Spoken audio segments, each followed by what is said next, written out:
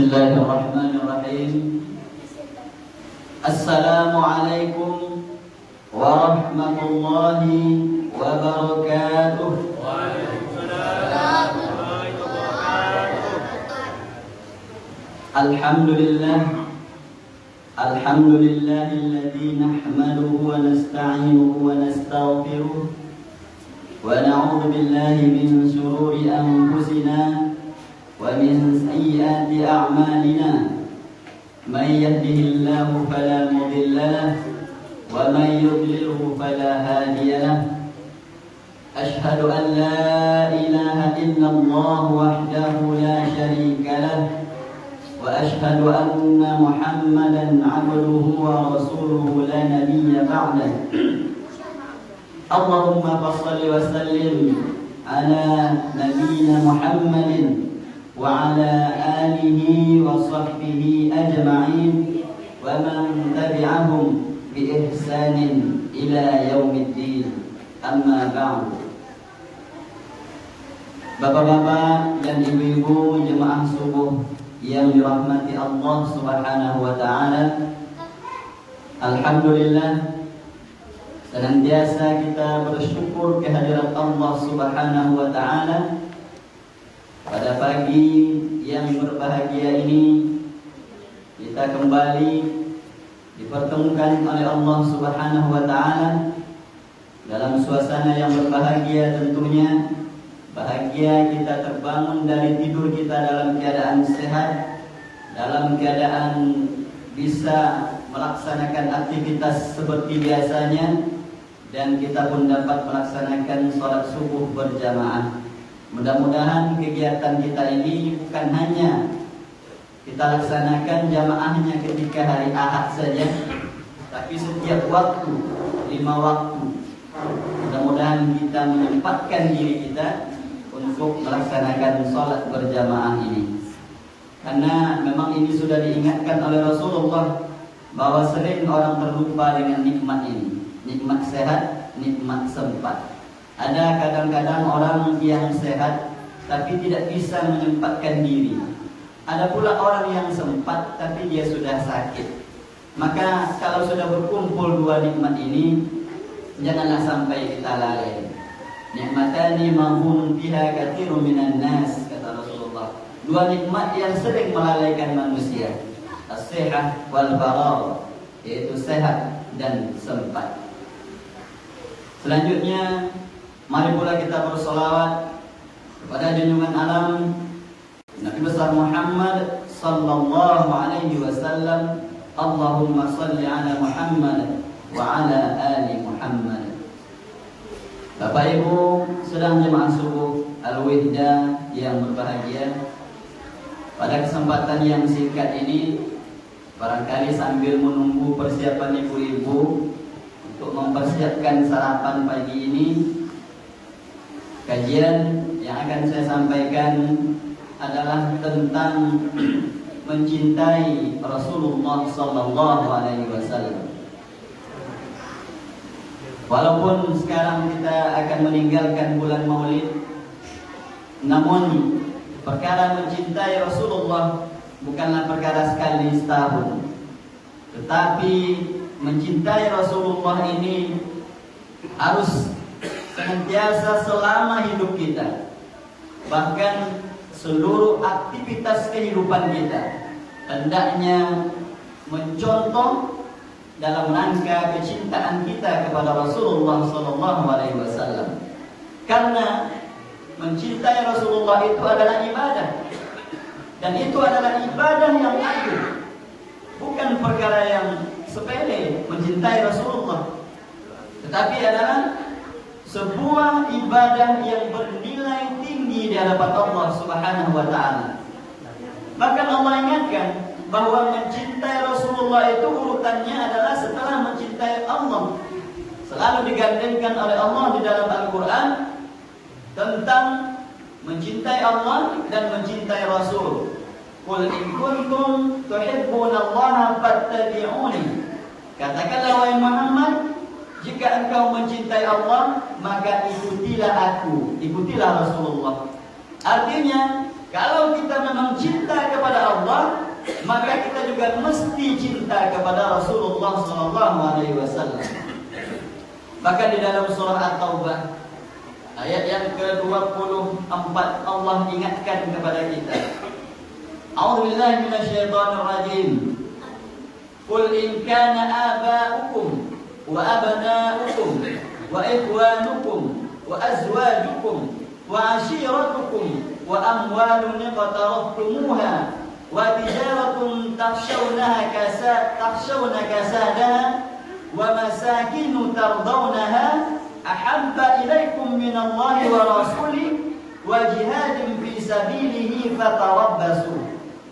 Kata Allah Subhanahu wa taala, katakanlah, sekiranya aba'ukum, bapak-bapakmu, kemudian anak-anakmu, wa ikhwanukum, dan saudara-saudaramu, wa azwajukum, dan istri-istrimu, wa ashiratukum, keluargamu, wa amwalun iqtaraftumuha, hartamu yang kamu takut kehilangannya, wa tijaratun takhshawna kasadaha, perniagaanmu yang kamu takut akan merugi, wa masakinu tardawnaha, dan rumahmu, tempat tinggalmu yang nyaman, rumahmu yang megah, rumahmu yang nyaman, ahabba ilaikum minallahi wa rasulih, jika semuanya itu lebih kamu cintai daripada Allah dan Rasulnya, wa jihadin fi sabilihi, dan berjihad di jalan Allah,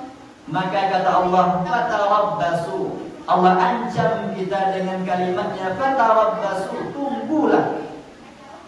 Artinya kalau bahasa kita sekarang, tunggulah pembalasan. Begitu Allah mengingatkan bagaimana kita mencintai Rasulullah, tidak boleh kita lebih cinta kepada keluarga kita, barangkali juga saudara kita, istri kita, dan seluruh apa yang ada di dalam kehidupan kita. Begitulah Allah Subhanahu wa taala menanamkan kepada kita supaya kita betul-betul mencintai Rasulullah sallallahu alaihi wasallam.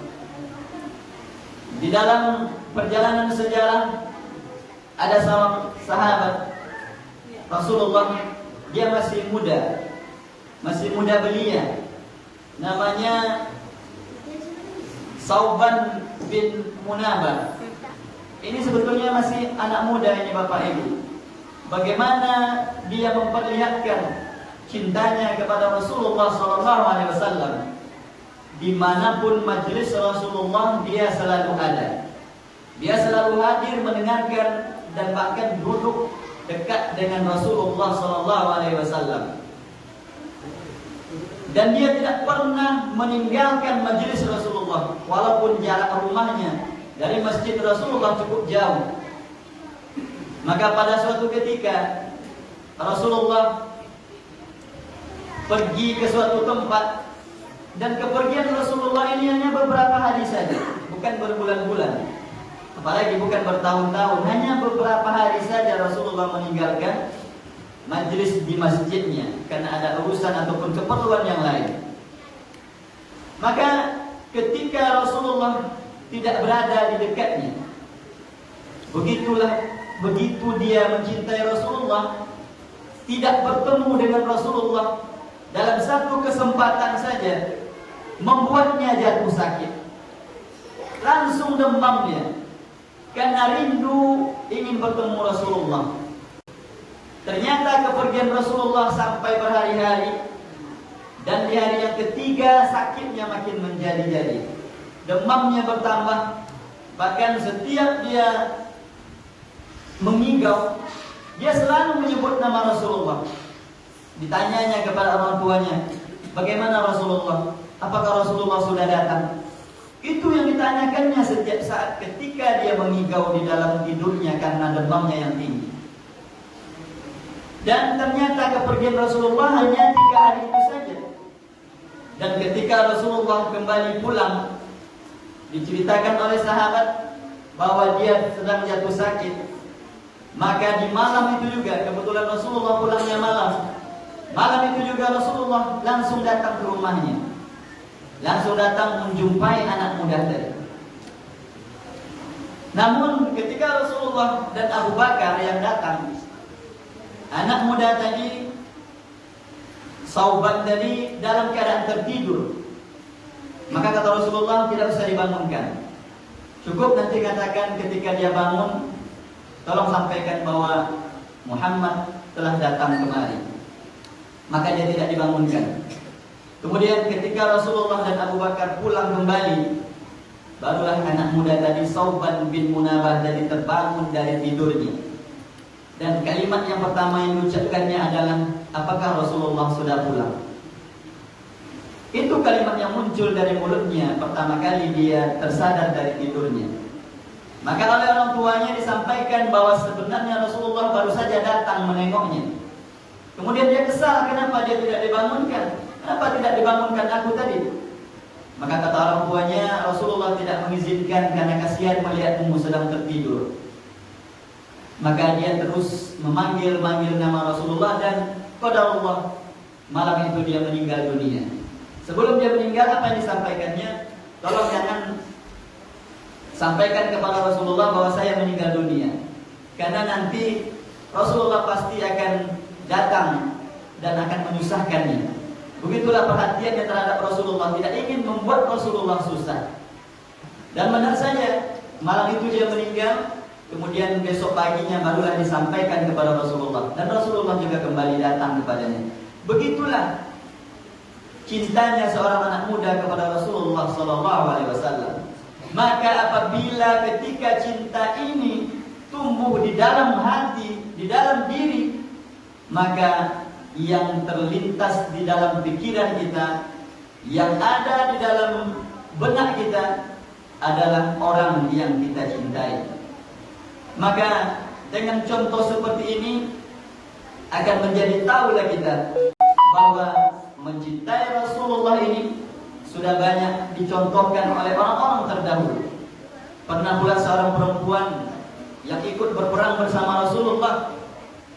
Ketika dia di dalam peperangan, kemudian dia terjatuh, pingsan, dan sadar dari pingsannya.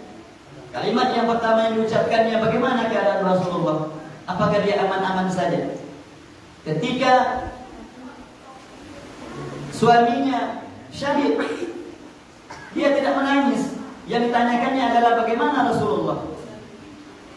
Kemudian anaknya pergi berperang, meninggal dan syahid juga. Maka kalimat yang dimunculkannya dari mulutnya bukan menanyakan keadaan anaknya, tapi yang ditanyakannya adalah keadaan Rasulullah. Bagaimana Rasulullah? Apakah dia selamat? Itulah kalimat yang muncul ketika cinta kepada Rasulullah telah mencapai taraf yang sebenar-benarnya.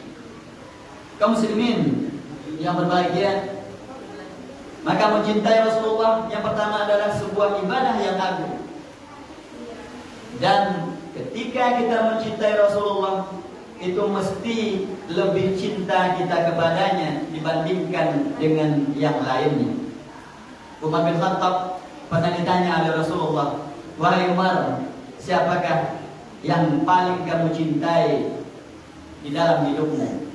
Maka Umar bin Khattab mengatakan bahwa aku lebih mencintaimu, bahwa aku lebih cinta. Tidak ada cintaku yang melebihi kepada manusia dan kepadamu ya Rasulullah selain diri saya sendiri. Artinya Umar mengatakan dia mencintai Rasulullah, tetapi dia lebih cinta kepada dirinya sendiri. Itu jawaban Umar. Lalu apa kata Rasulullah? Tidak wahai Umar, tidak begitu. La yu'minu ahadukum hatta akuna ahabba ilaihi min walidihi wa walidihi wan nasi ajma'in. Tidak beriman seorang kamu, kata Rasulullah, hingga aku lebih dicintainya,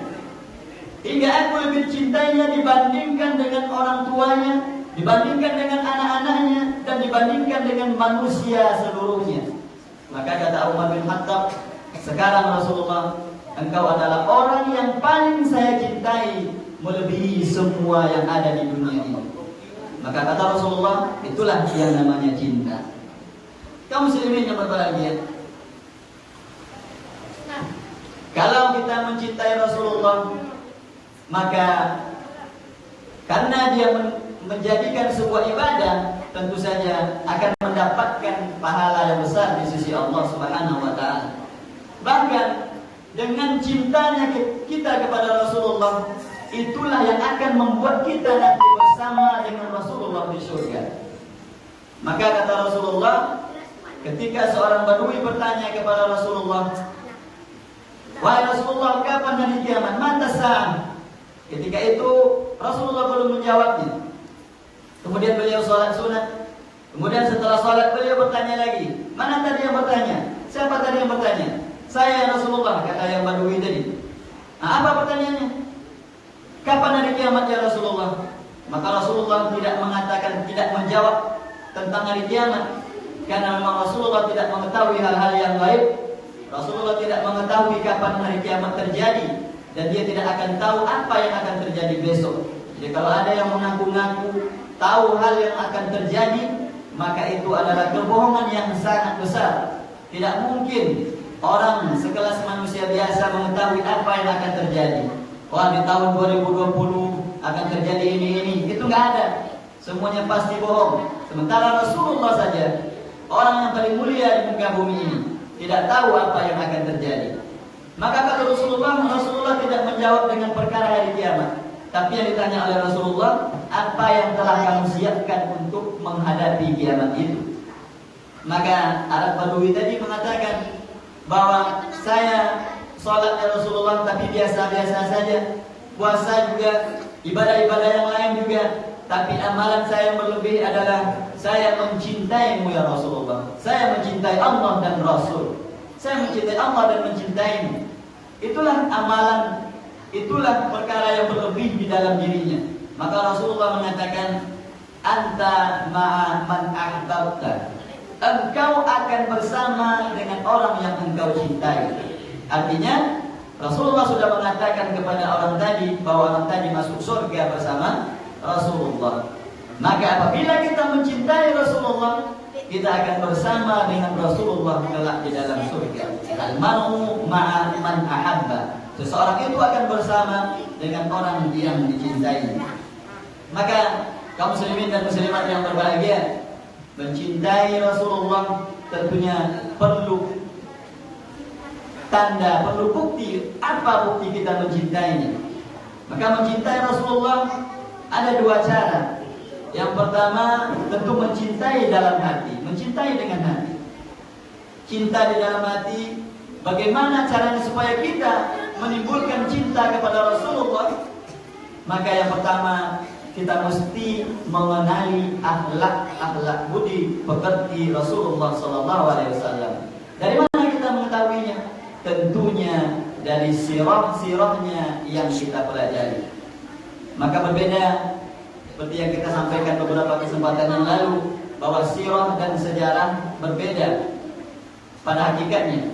Kalau sejarah hanya mengkaji antara tokoh dan peristiwa dan hal waktu tertentu saja. Sementara sirah lebih fokus kepada perilaku seseorang, bahkan sampai kepada kesehariannya, akhlaknya dan kebiasaannya. Jadi mencakup keseluruhan kehidupannya. Itulah sirah nabawiyah. Maka dari situlah kita mengetahui, dari sirah Nabi kita mengetahui perjalanan hidupnya, akhlaknya, bagaimana akhlaknya kepada orang lain, bagaimana akhlaknya kepada tetangga, bagaimana akhlaknya kepada istrinya, bagaimana akhlaknya kepada sahabatnya, bahkan bagaimana akhlaknya kepada musuh-musuhnya. Semuanya adalah contoh yang akan kita tiru. Yang kedua adalah mengenali jasa-jasanya. Kalaulah bukan karena jasa Rasulullah SAW, barangkali kita saat ini masih dalam keadaan kekufuran dan kejahilian. Justru karena jasanya Rasulullah yang sangat besar, yang beliau lebih mencintai kita daripada dirinya sendiri. Jadi tidak salah kalau kita mencintai Rasulullah, menempatkan cinta kita kepada Rasulullah paling atas. Karena sebenarnya Rasulullah jauh lebih mencintai kita dibandingkan dengan cinta kepada dirinya sendiri. Allah ingatkan, laqad ja'akum rasulun azizun 'alaihi ma'anittum. Azizun 'alaihi ma'anittum artinya Rasulullah itu lebih susah apabila melihat kita susah. Itulah pengertiannya. Merasa lebih payah apabila melihat umatnya kepayahan. Bahkan ketika akan dicabut nyawanya saja, Rasulullah masih mengingat umatnya. Bahkan ketika beliau merasakan sakitnya sakratul maut, beliau berdoa kepada Allah supaya sakitnya sakratul maut umatnya ditimpakan kepadanya. Begitulah ternyata Rasulullah mencintai kita. Maka pertanyaannya, bagaimana pula kita mempraktekkan cinta kita kepada Rasulullah SAW. Kemudian yang kedua, cinta dengan perbuatan. Dan inilah bukti dari cinta kita kepada Rasulullah SAW. Bagaimana kita ittiba, mengikutinya. Fattabi'uni yuhibbukumullah. Mengikuti Rasulullah membuktikan bahwa kita benar-benar mencintai Rasulullah. Mengikutinya dengan taat kepada Rasulullah. Karena apabila kita mencintai seseorang, pasti kita akan taat, pasti kita akan patuh kepada orang yang kita cintai. Kemudian yang kedua, meniru orang yang dicintai. Ini adalah perkara yang biasa. Kalau kita mencintai seseorang, mengidolakan seseorang, pasti kita akan meniru kebiasaan orang yang kita cintai atau orang yang kita idolakan tersebut. Ada orang yang idolanya artis, cara pakaiannya disamakannya, cara hidupnya pun ditirunya. Semua ditiru oleh orang yang mencintainya tadi. Maka begitu juga ketika kita mencintai Rasulullah, kebiasaan Rasulullah adalah sunnah, maka kita akan berusaha untuk mencintai kebiasaannya. Maka kalau ditanya kenapa pakai jubah kan pakaian Arab. Ini kan kebiasaan orang Arab pakai jubah. Kalau kita kan enggak. Baju kita kan bukan baju jubah. Kenapa pakai jubah? Ya jawabnya karena memang kita mencintai Rasulullah. Apa yang dilakukan oleh Rasulullah, apa kebiasaan Rasulullah, kita tiru. Itu saja jawabannya. Bahkan ketika Rasulullah memakai sendal, dia selalu memakai sendal dengan memulai dari kaki kanan, kemudian baru kaki kiri. Itu kita contoh juga. Dan ketika membuka sendal sebaliknya, Rasulullah membuka dengan pertama kaki kiri, baru yang kedua kaki kanan. Jadi ini kebiasaan-kebiasaan kecil yang perlu kita contoh. Yang perlu kita contoh karena kita memang ingin meniru Rasulullah. Apapun kebiasaan Rasulullah akan kita tiru dan kita laksanakan. Maka praktek dari ittiba ini yang pertama adalah kita berusaha untuk mengamalkan sunnah-sunnah Rasulullah. Dan kebiasaan-kebiasaan hidupnya adalah sunnah yang mesti kita amalkan. Laqad kana lakum fi Rasulillahi uswatun hasanah. Bahwa sungguh pada diri Rasul itu terdapat uswah, contoh tauladan yang mesti kita tiru. Yang kedua, buktikanlah cinta kita kepada Rasulullah dengan memperbanyak sholawat. Karena sesungguhnya Allah dan malaikat saja bersolawat kepadanya. Inna Allah wa malaikatahu yusalluna ala nabi. Ya ayyuhalladzina amanu sallu alaihi wa sallimu taslima. Sesungguhnya Allah dan para malaikatnya bersolawat kepada Nabi Muhammad. Wahai orang-orang beriman, ya ayyuhalladzina amanu sallu alaihi, maka kalian orang-orang beriman mesti juga bersolawat kepada Rasulullah SAW. Jadi sudah diingatkan oleh Ustaz Umum kemarin berapa kali kita bersolawat satu hari. Bagaimana kita membuktikan cinta kita kepada Rasulullah sementara kita bersolawat saja malas? Sementara ketika namanya disebut kita tidak menyebut dengan Allahumma shalli ala Muhammad. Kita tidak bersolawat ketika namanya disebut. Dan ini adalah orang yang paling pelit. Ketika nama Rasulullah disebut, dia tidak mengucapkan sholawat kepadanya. Yang ketiga adalah meninggalkan seluruh larangannya. Apa yang menjadi perintah, apa yang menjadi larangan di dalam agama kita sudah jelas. Maka apa yang dilarang oleh Rasulullah Rasulullah SAW mutlak kita tinggalkan tanpa bertanya apa urgensinya. Begitu orang yang mencintai Rasulullah tidak perlu ditanya, oh kenapa ini dilarang, kenapa ini disuruh, tidak perlu dipikirkan, karena itu akan membuat kita semakin jauh dari cinta kepada Rasulullah. Apa yang dilarangnya kita tinggalkan. Kenapa? Karena yang melarang adalah Rasulullah. Tidak perlu kita tanya lagi apa penyebabnya, apa tujuannya, dan apa kegunaannya. Yang keempat, membenarkan seluruh perkataannya. Apa yang disampaikan oleh Rasulullah, hadis-hadis sahih yang sampai kepada kita, maka itu semuanya adalah kebenaran. Tidak perlu kita mencari-cari lagi bahwa apa yang disampaikan oleh Rasulullah, hadis Rasulullah sekarang tidak relevan lagi. Ada orang yang mengatakan seperti itu, bahwa aturan yang ada di dalam agama ini tidak relevan lagi. Itu yang mengatakan bahkan orang Islam pula. Ini adalah orang-orang yang kurang imannya, orang-orang yang liberal, orang-orang yang tidak mengerti agama. Dia mempertanyakan keabsahan hadis Rasulullah. Kalau memang hadisnya sahih sampai kepada kita, maka itu adalah perintah. Kalau memang itu dilakukan oleh Rasulullah SAW. Kemudian yang kelima, kita berusaha mencintai orang-orang yang dicintai oleh Rasulullah. Siapa orang yang dicintai oleh Rasulullah? Tentu saja yang dicintai oleh Rasulullah adalah para sahabatnya, keluarganya. Kemudian sekarang adalah para ulama. Ulama adalah penerus Rasul. Dan Rasulullah mencintai orang atau mencintai para ulama. Maka kita pun mesti mencintai orang yang dicintai oleh Rasulullah SAW. Dan yang terakhir adalah membenci sesuatu yang dibenci oleh Rasulullah SAW. Jangan dibalik.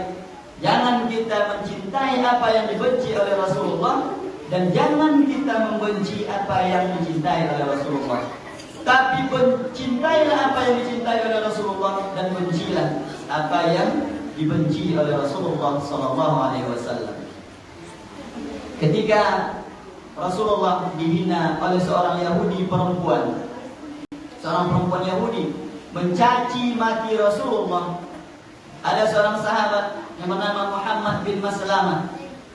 Ini satu-satunya sahabat Rasulullah yang bernama Muhammad.